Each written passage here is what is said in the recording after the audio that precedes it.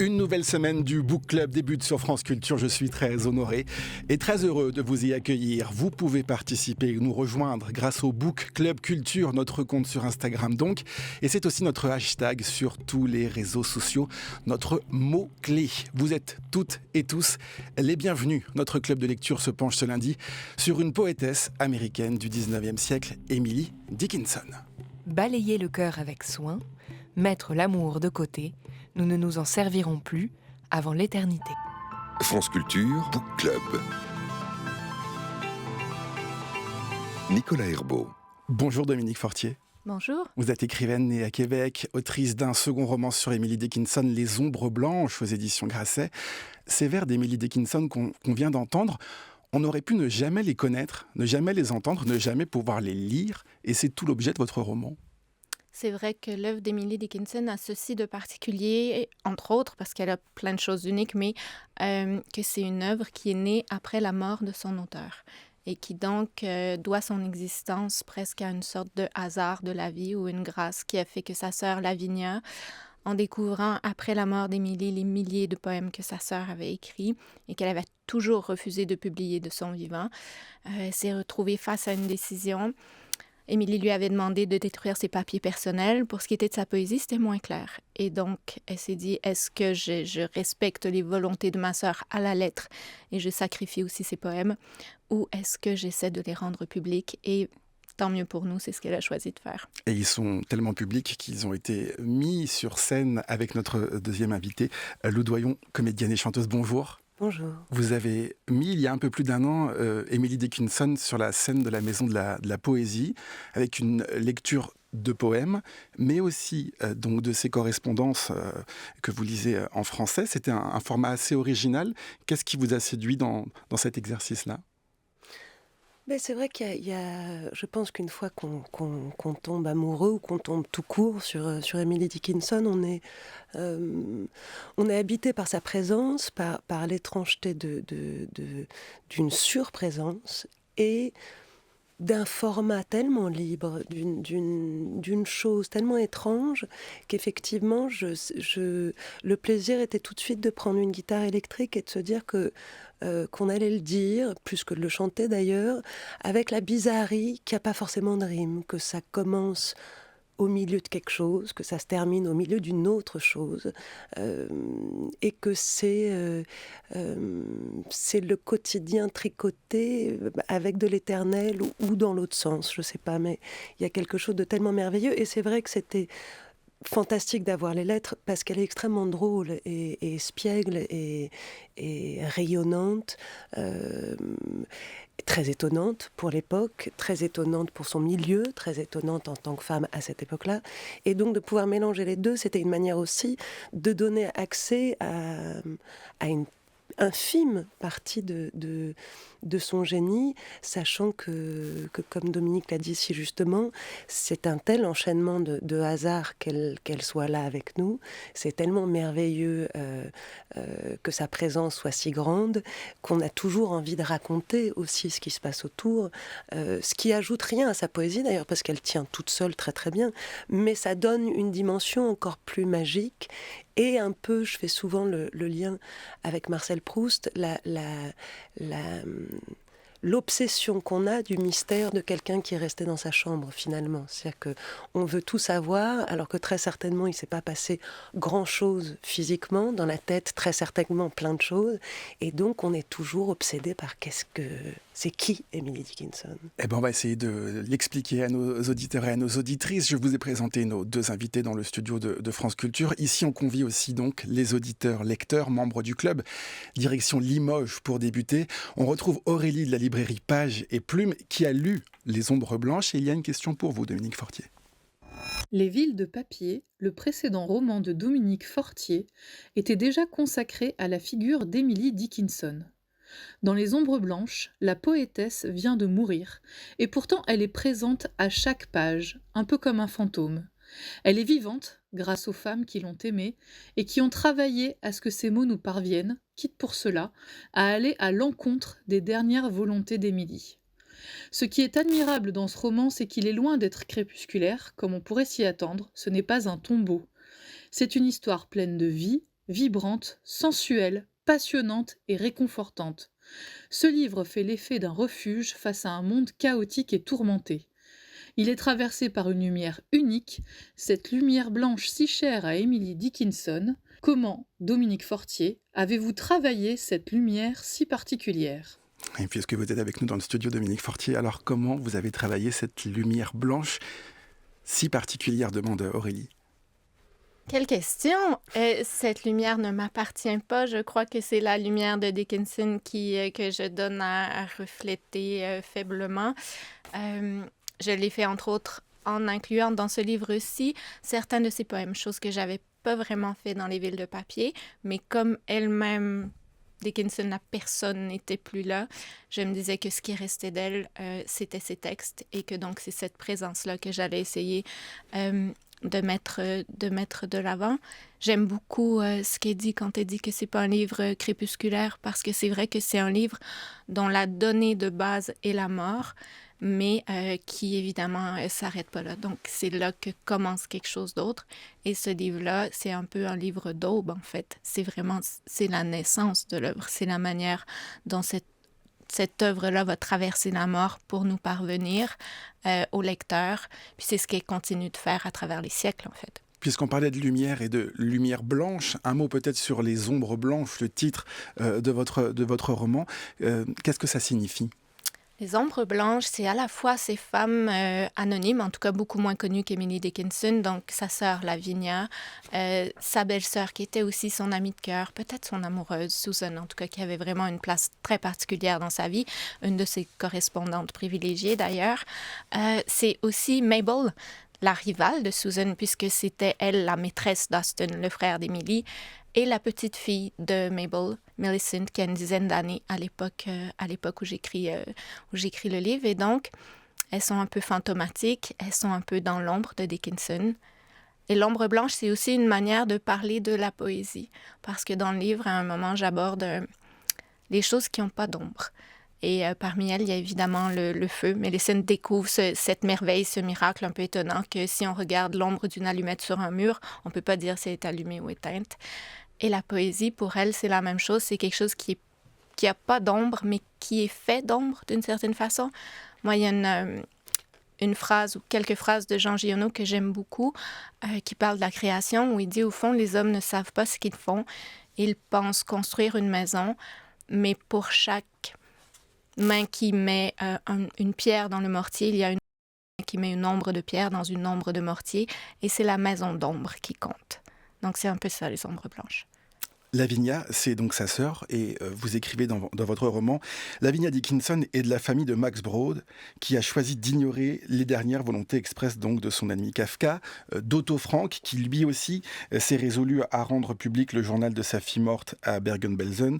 Vous dites, Lavinia Dickinson fait partie de ces rares ouvriers du hasard à qui l'on doit des œuvres monumentales qu'ils n'ont pas écrites. C'est vrai. Et le passage qui suit, en fait, je demande, mais est-ce que toutes les œuvres n'ont pas toujours plusieurs auteurs, de certaines façons? Dans ce cas-ci, c'est particulièrement criant parce que si elle avait jeté les poèmes de sa sœur au feu, on n'en saurait rien aujourd'hui de ce qu'a écrit Emily Dickinson. Mais c'est vrai de toutes sortes de manières, en fait. Les livres sont toujours écrits à plusieurs voix, même si ces voix-là cohabitent à l'intérieur d'une certaine personne. Puis c'est la question que je pose, en fait, combien de personnes ça prend pour faire un livre, combien de fantômes? Puis je le sais pas. Le doyon sur cette idée d'œuvres qui auraient pu partir en fumée, 1700 ou 1800 poèmes, on ne sait pas très bien, parfois sur des supports un peu étonnants aussi, écrits sur des bouts de papier, des feuilles volantes, des fragments de, je ne sais pas, de papier peint, laissons-nous porter par l'imagination. Et cette question de la transmission, de l'héritage, ça nous revient parfois par filiation, là c'est le cas, c'est sa sœur, par amitié, on parlait de Kafka à l'instant. Et cette décision, est-ce que je trahis ou pas celui qui a écrit ? Ah oui, c'est extrêmement compliqué. Qu'est-ce qu'on est content que Lavigne n'ait pas jeté au feu. En même temps, ce qui est ambigu avec Dickinson, ce qui peut l'être d'ailleurs avec des personnes qui se mettent à l'écriture, parce que forcément cette question se pose quand on écrit, même quand on tient un journal. C'est pour qui? Est-ce qu'on les laisse? Est-ce qu'on les brûle?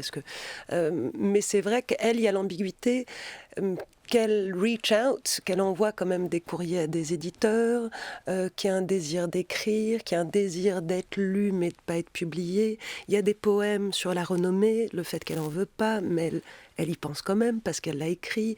Il y a l'ambiguïté venant de quelqu'un qui a l'air assez directive pour dire brûler les lettres, de ne pas dire brûler les poèmes, sachant qu'elle sait très bien qu'ils seront trouvés quand même. Donc il y a une ambiguïté d'avoir relié certains des poèmes ensemble, de les avoir gardés, parce qu'à les écrire, on peut les brûler aussi. Donc il y a un désir de les avoir gardés.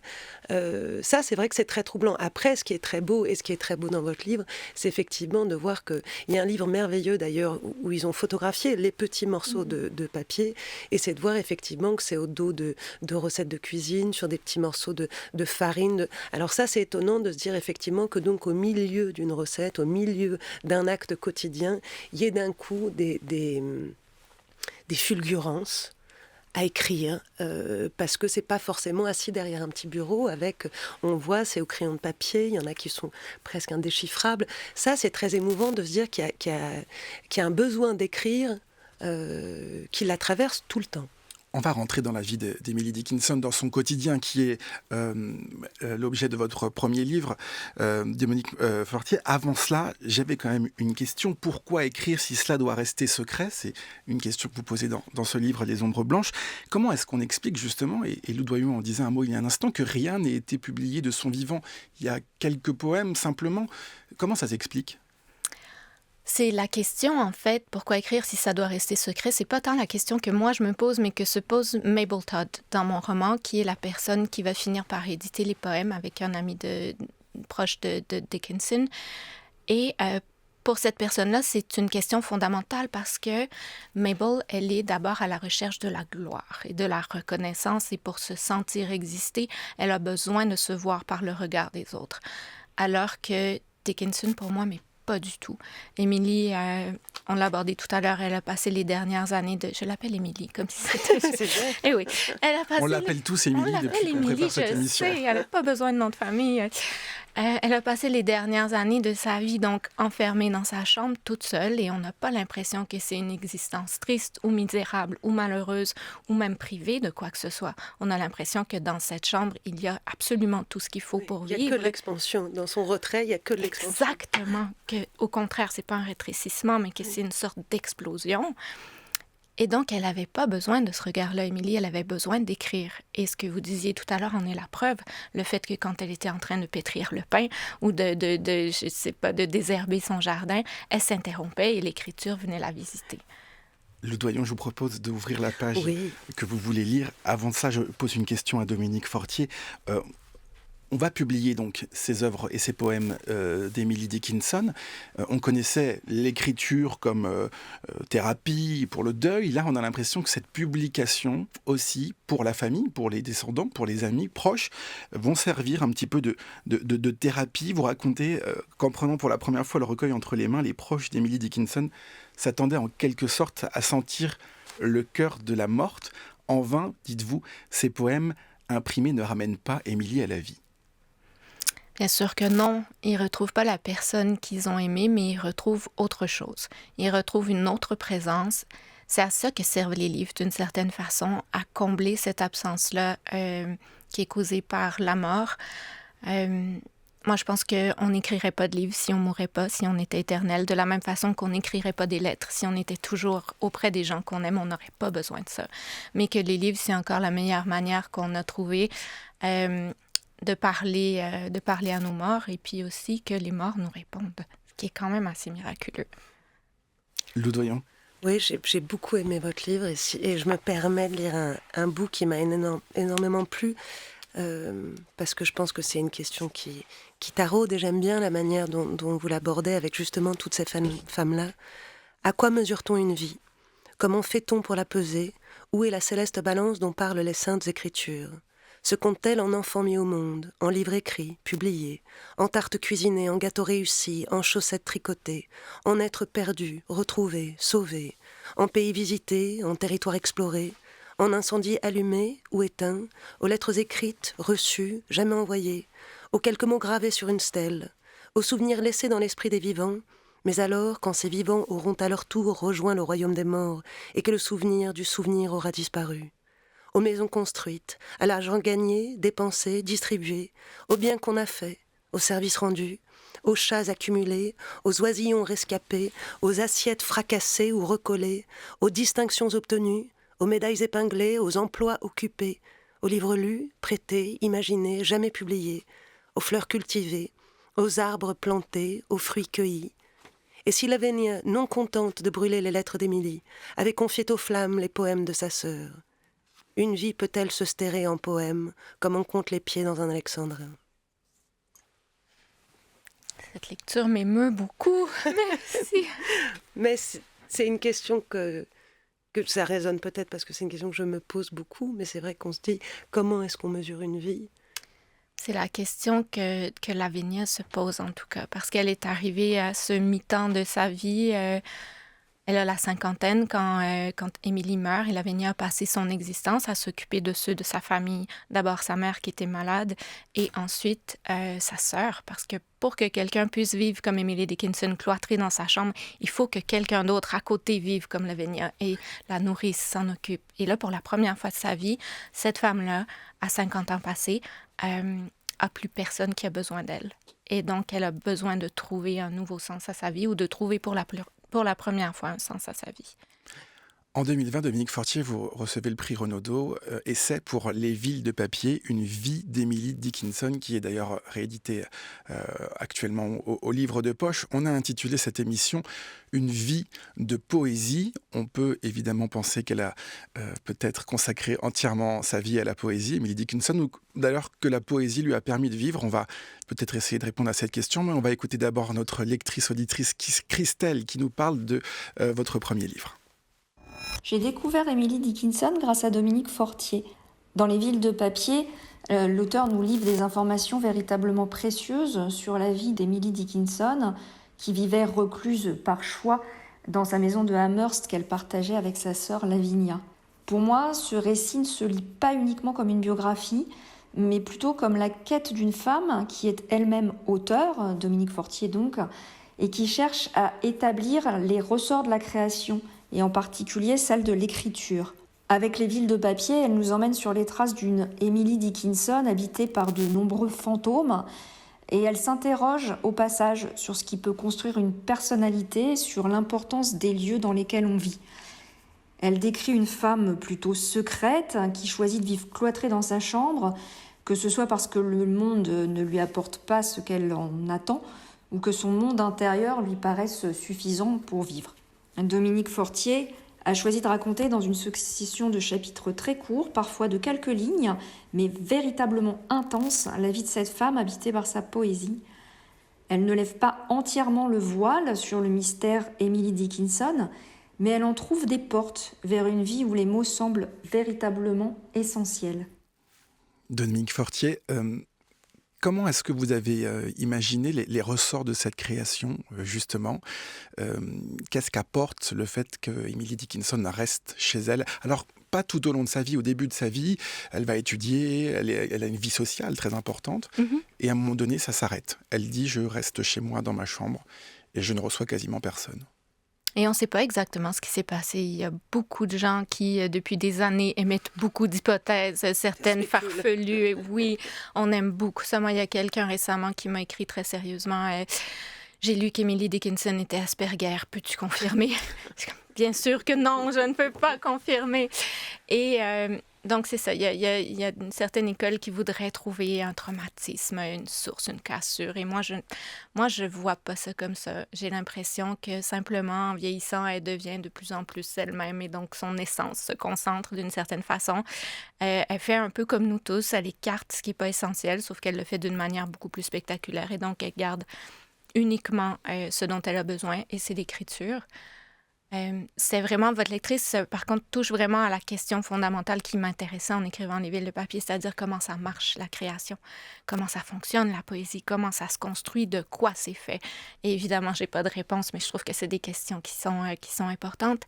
Et d'une certaine façon, dans Les ombres blanches, j'aborde l'autre versant de cette question-là, c'est-à-dire, une fois que la poésie existe, comment on la reçoit, comment ça fonctionne chez le lecteur et comment le lecteur contribue à son tour à la création de l'œuvre, parce que Émilie, en fait, elle écrit des moitiés de poèmes et l'autre moitié, elle existe dans l'esprit de la personne qui va lire sa poésie.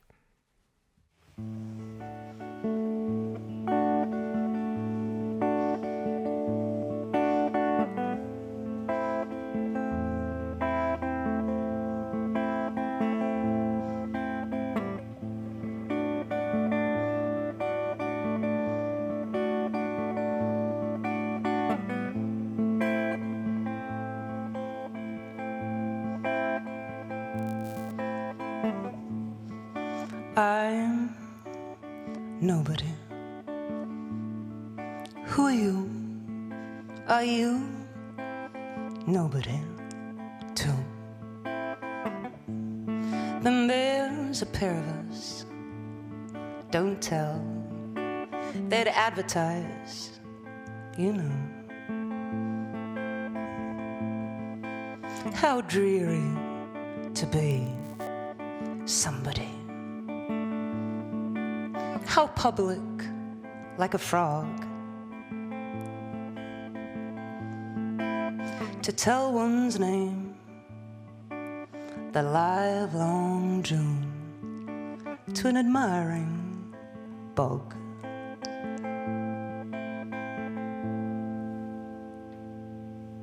En novembre 2021, Lou Doyon, vous êtes sur la scène de la Maison de la Poésie et c'est vous qu'on vient d'entendre accompagné de cette fameuse guitare électrique dont vous parliez tout à l'heure. En vous écoutant présenter cette lecture, vous dites on est entre musique et littérature. Il y a une musicalité de sa poésie et c'est d'ailleurs pour ça que vous avez choisi de la lire en anglais. Oui, de toute façon, c'est extrêmement compliqué de traduire tout court.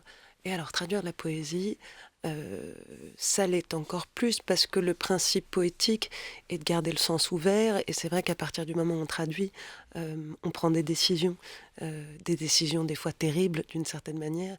Et encore plus fort chez Dickinson, les mots sont tellement étrangement choisis et sont tellement des fenêtres ouvertes sur des choses dans des pièces où on s'y attendait pas du tout, que l'idée de traduire ça me paraissait compliquée.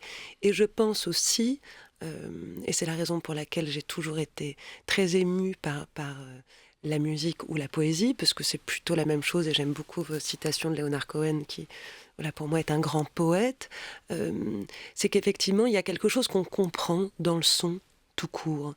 Et donc, les poèmes étaient traduits derrière moi, mais je trouvais que les gens étaient absolument aptes à entendre le son et à comprendre quelque chose dans le son. J'aime énormément quand vous dites que c'est des sorts. C'est comme des petits sorts, ces écritures. Et donc finalement, quelle que soit la langue, il y a quelque chose du abracadabra dans sa manière d'écrire. Il fallait l'entendre en anglais. Et puis, les gens pouvaient fermer les yeux et sinon pouvaient lire derrière le sens des poèmes. Mais je pense qu'effectivement, c'est ça qui est dur avec la poésie, c'est d'accepter de poser le sens et de se laisser porter. Après, moi, je lis tout à haute voix. J'ai lu vos deux livres à haute voix. Sur Dickinson, je pense que c'est important d'entendre la musique. Tout le monde a un rythme et tout le monde choisit des mots pour qu'ils soient dits. Je ne sais pas si tous les auteurs se lisent à haute voix. Ils devraient, parce qu'il y a effectivement une musicalité qui est incroyable. Et chez Dickinson, bien sûr que la musicalité est forte et que ça devait résonner dans son petit crâne d'oiseau merveilleux, que tout ça devait virevolter avant d'être écrit. Et donc, c'est des sons, voilà, ces bogs, ces sons de marécage et de choses très animales sont très plaisantes à lire à une époque où, effectivement, c'est beaucoup plus précieux, l'écriture chez les auteurs, femmes ou hommes de cette époque-là. Oui, Dominique Fortier. On a eu la même intuition, en fait, c'est-à-dire de la faire entendre ou de la faire lire d'abord dans sa langue à elle, en anglais, quitte à fournir une traduction, parce que j'ai l'impression que pour un lecteur francophone, on a besoin des deux. Oui. Que de donner que l'anglais, c'est de ne pas fournir tous les outils nécessaires, parce qu'elle est quand même assez difficile à comprendre pour quelqu'un dont la langue maternelle n'est pas l'anglais, mais que de fournir des traductions de ses poèmes. Mais elles sont belles, les vôtres, d'ailleurs, Merci parce que c'est compliqué de...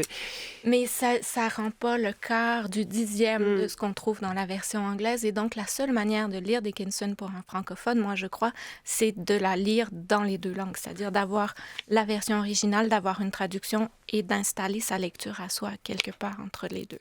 C'est la seule façon de garder à la fois la musicalité et de garder le sens, parce que sinon, on y perd au change.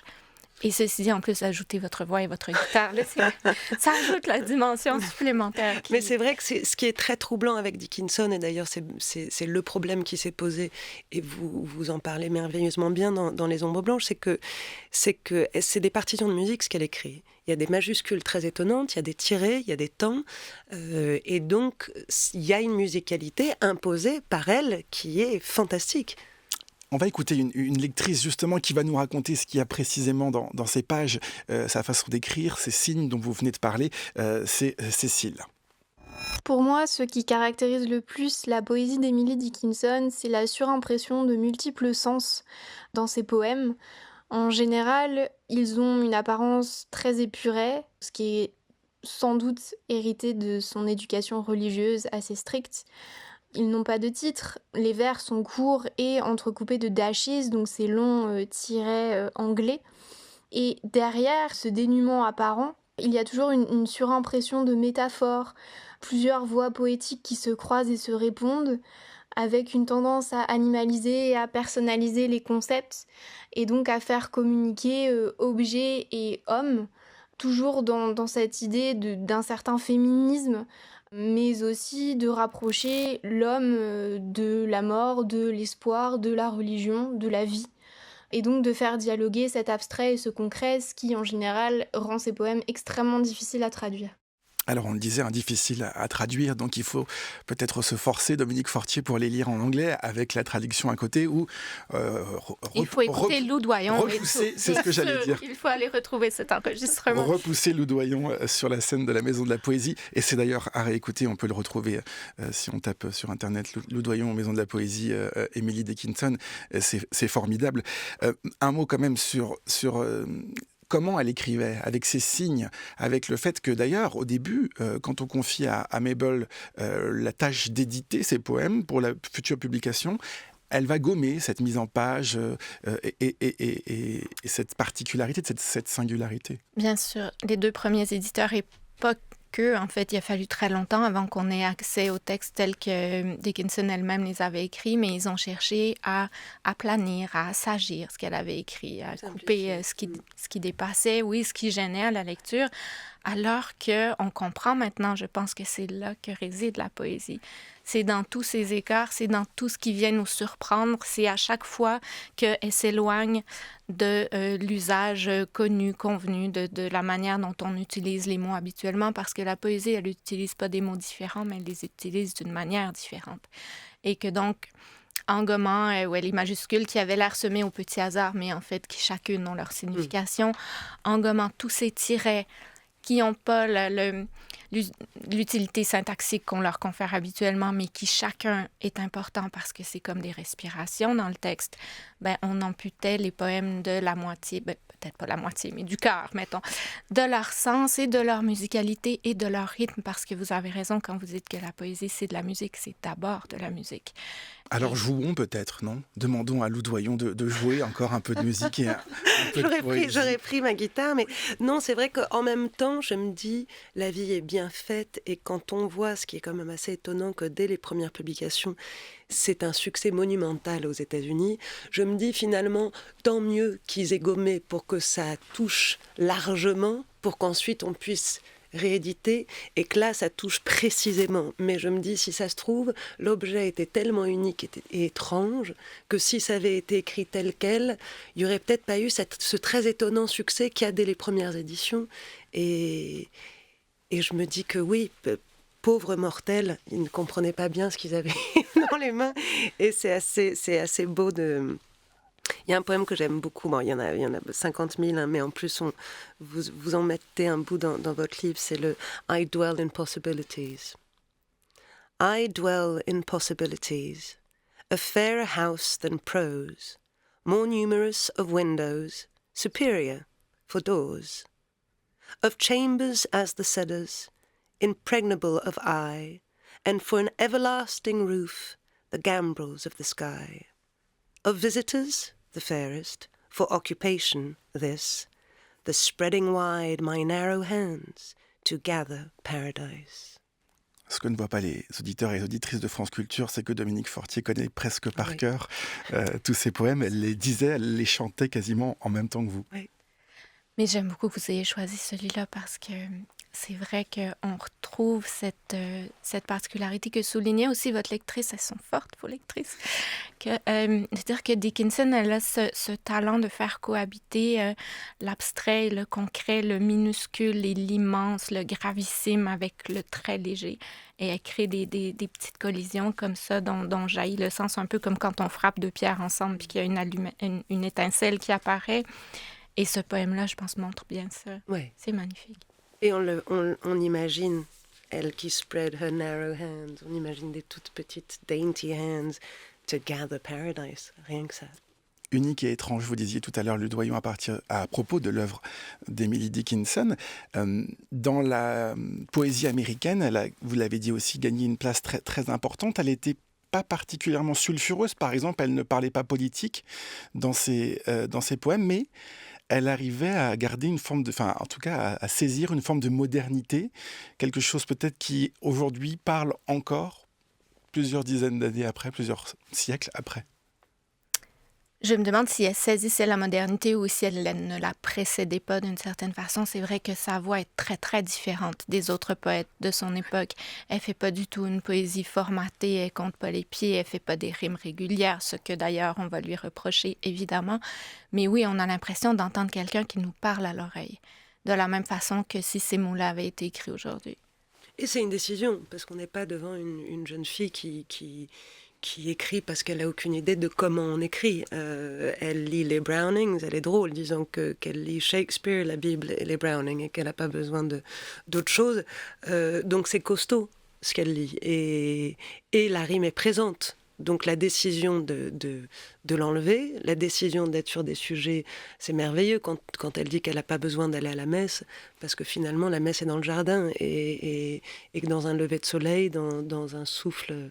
dans des herbes, elle y voit l'infini et l'absolu. Je trouve qu'elle a raison, mais effectivement, c'est systématiquement des prises de décision. C'est ça que j'aime bien avec elle, c'est qu'on n'est pas devant une petite chose qui n'a pas pu se marier, donc reste à la maison, qui s'est mis à écrire des bouts de trucs qui riment pas trop parce qu'en fait elle savait pas lire, non, il y a la modernité peut-être, et qu'elle est convaincue ou qu'elle a compris quelle est la vie qu'elle doit mener, et elle va la mener envers le père, la société, la ville de Amherst, et peut-être contre absolument tout le monde, pour elle.